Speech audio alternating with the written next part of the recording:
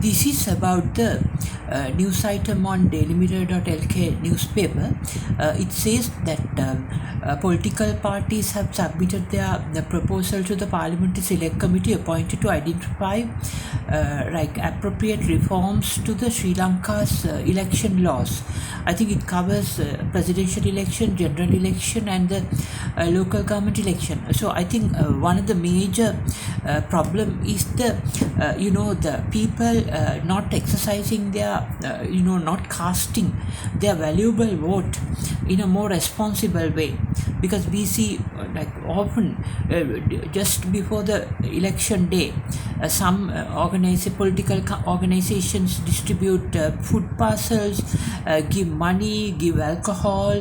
So then accordingly these people who receive these benefits go and cast their vote. So I think here people lack a commitment to decide as to who is about the person who is best for the country or his electorate when casting the vote, and they rather sell the vote for in return for other very small benefits, even even sometimes for a small lunch packet they would sell their vote to a particular seller, a candidate. If the candidate offer good lunch packet on the day of the election, the particular the voter would probably get that benefit and give the vote to that candidate. So this is like a selling the vote. So now this is a major problem in democracy, because it doesn't reflect finally the vote count doesn't reflect the true opinion, and because more fundamentally it lacks the commitment and the responsibility on behalf of the voter. So I think in order to overcome this effect, Sri Lanka must move towards a system of combining to the current voter list. I think I have recommended to President Mahinda Rajapaksa in 2012 to computerize the voter list and to put it on the website so anyone can check the availability of the name on the voter. Now it's available, and it's very easy to check whether one's name is there on the voter list. So similarly, I think when the voter list,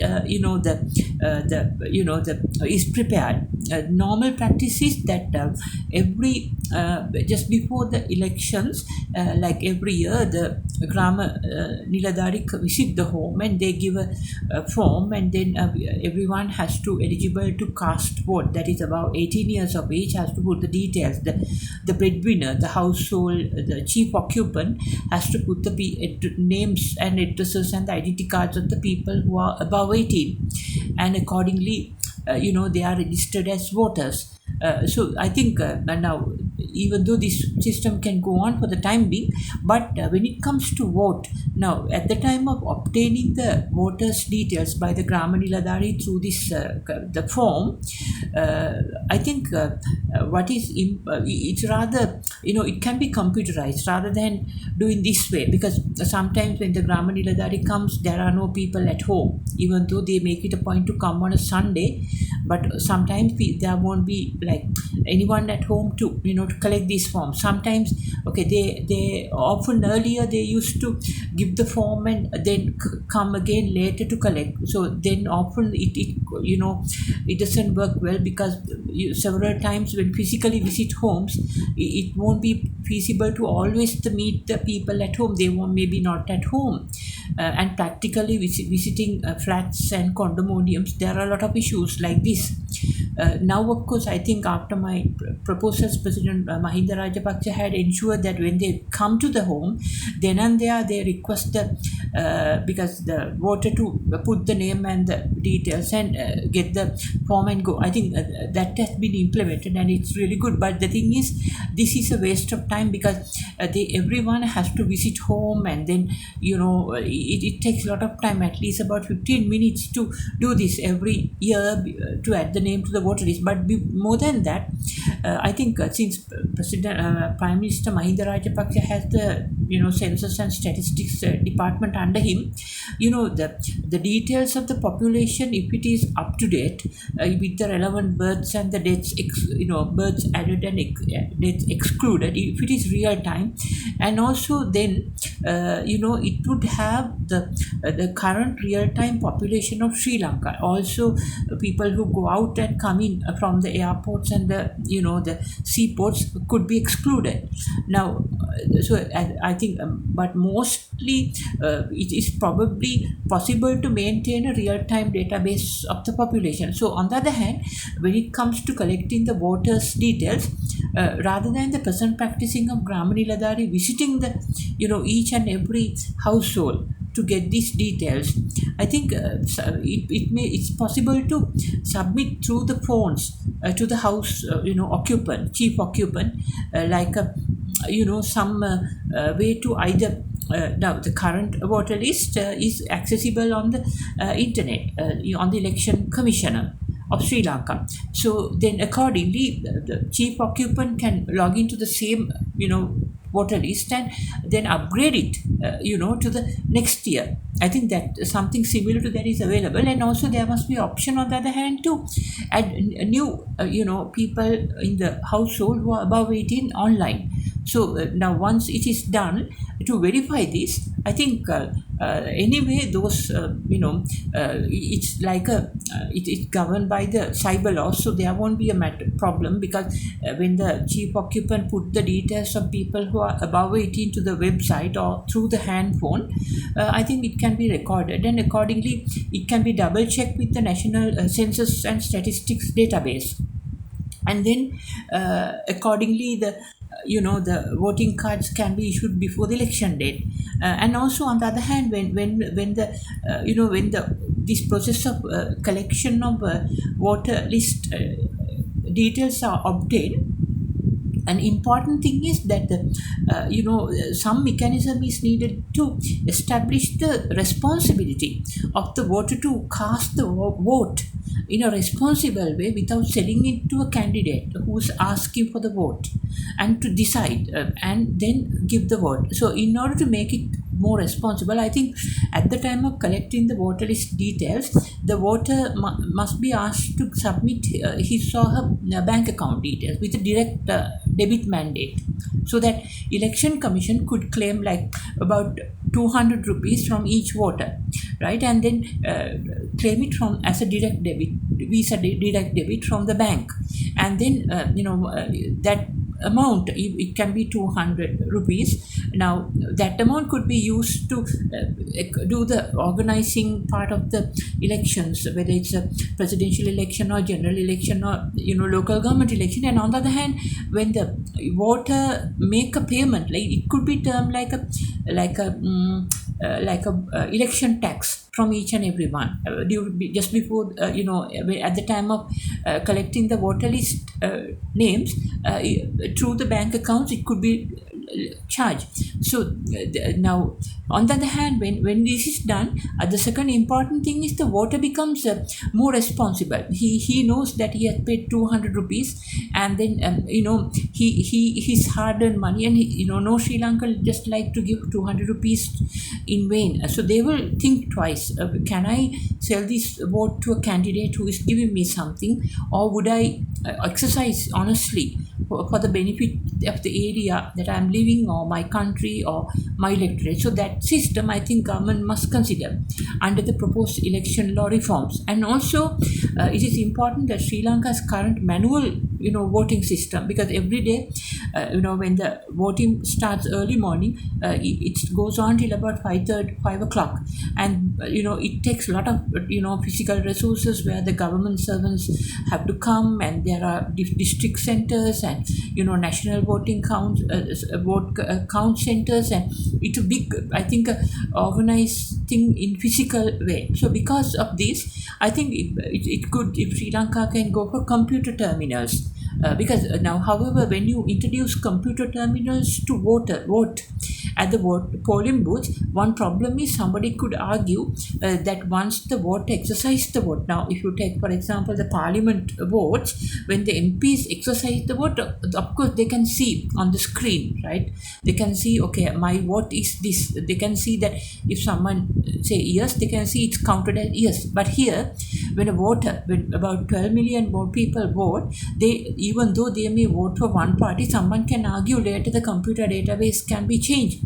So because of it can be done also actually. So I think in order to make sure that it won't happen, what is important is once in a computerized terminal based casting of votes casting system at a polling booth, when the voter walks into the polling booth, he or she can put the according to the election voting card, put and then what I think it's better to give a election voting card now. In present way the manual voting cards come, so because they are being checked by the the particular areas, whether its name is there in the Grama Niladhari's voter list. So it takes a lot of time and people have to queue up, wait in the election day. So it's a waste of time. So because this whole thing must be made efficient, because someone will check whether the name is there in the Grama Niladhari list, and then if it is okay only you can go and cast the vote. So rather than that, when the voting cards are issued by the Elections Commission of Sri Lanka, they can put a QR code. So when the voter comes to the polling booth, they can scan the QR code, and then accordingly they can be located. And then automatically he will be allowed to proceed to the computer terminal if it matches with his Grama Niladhari area's voter list, so current voter list in that case. So then at the terminal, once they cast the vote, since there's a dispute as to whether somebody can change the database later, it can be done, I think, in computer programming. So in order to avoid that, when they cast the vote at the polling booth, they must be given a small receipt with a QR code, because that QR code must have store all the details about the party to whom they vote, but it's not visible.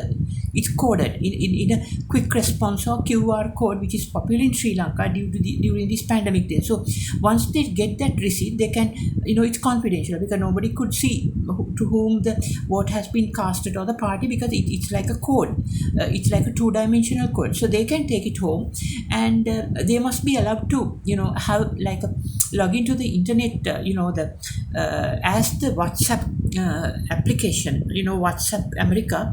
When you have the WhatsApp in the in your handphone, say it's Android or iPhone, and suppose you want to open your access WhatsApp account from your laptop, or then you have to log in and download the WhatsApp. And finally, in order to locate you, but what they do is the WhatsApp, they use a QR, because they on the laptop, when you log into put your account details, they give a QR code which you must keep your handphone, whether it's iPhone or Android phone, and take a photo. Then they know this particular person who is logging from the laptop is the same person who has the WhatsApp in the iPhone or the Android. That way you can authenticity is established. So similarly, once a person casts the vote, when he or she is given a small, like a receipt with the QR code without any names or anything, then once they go home to, because of this risk of database being changed later, anyone to manipulate the results, because we know that in Sri Lanka there had been some allegations of a computer Gilmart in certain presidential elections. So because of this, once they go home, they can log into the elections department website and take a photo of this QR from their phone, similar to the WhatsApp method, and then once they take image of the QR code that had been issued to them as a receipt at the polling booth, immediately the election department's website must say, okay, this is the name of you, and this is the vote you have given to vote to this party, like this. So if they are given the opportunity to verify whether their vote had been altered in the database later fraudulently, this method would prevent such a thing. I think here once the in each Gramaniladari division, say there are about 5,000 people in a particular Gramaniladari division, so each of them must be given a key, a certain key number. That means each voter in Sri Lanka would have a identical, like a number. It could be the identity card number. So this must be stored in a computer automatically, so that near the identity card, to whom he or she had casted the vote. So this verification process must be there to access even after the elections are over for many years in future. So anytime anyone can check through the internet whether her vote or his vote is always, whether it's registered in the same person that they have originally voted, using this QR receipt physically issued to them at the time of polling booth. So if this is done, I think Sri Lanka would save a lot of money, doing this physical operation of counting and then transporting and then giving security. So all these risks and the forgery, putting votes to the ballot box by force, by threatening on the while it being transferred, or fraudulently. So all this can be avoided if Sri Lanka adopts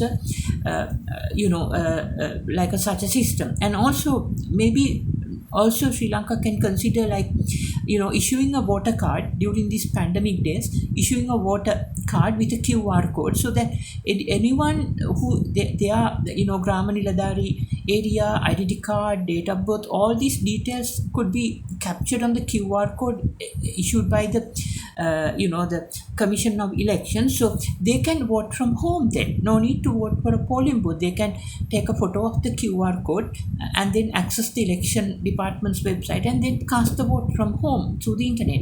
And they could be given a receipt, online receipt, stored on the same computer to verify using this. They can be given again another QR code through which they can later verify after the results had been issued whether their vote to the particular person or the party remains as it is. So and because especially since there could be like a number, say, to each voter, like say number 1 so and so, number 2 so and so, like that, the 12 million people.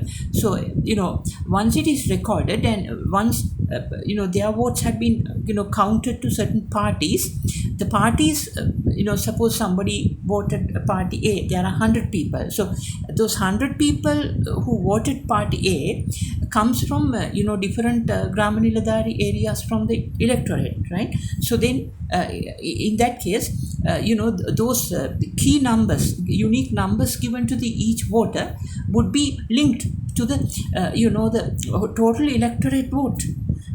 From each polling booth, there will be like a voter would have like a unique number, right? That number would continue, like say one particular polling booth, say have numbers between 1,000 to 5,000.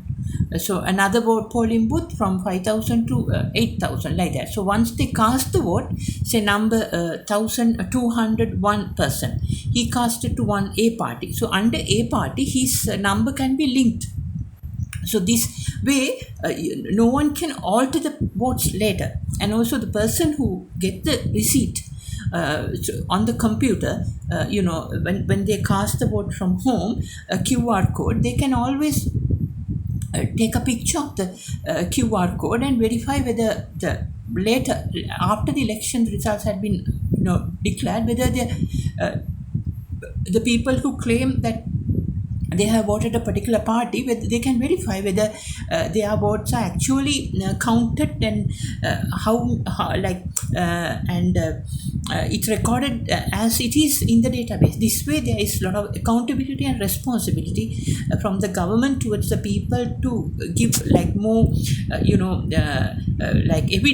support to their knowledge, to get to know that their vote is safe. Because otherwise, just putting the cross on a ballot, people don't know whether how it's counted, and there's no track of this. That is why some people just sell their vote and they don't care about the vote, and they exchange it for some benefit. So if it is recorded on the computer during this pandemic day, especially from home, people must be given the opportunity to vote, so that these QR codes could be there, which can be accessed by putting their NIC number on the internet anytime, and to verify whether their votes are allocated under the particular QR code according to the people or the party they have voted.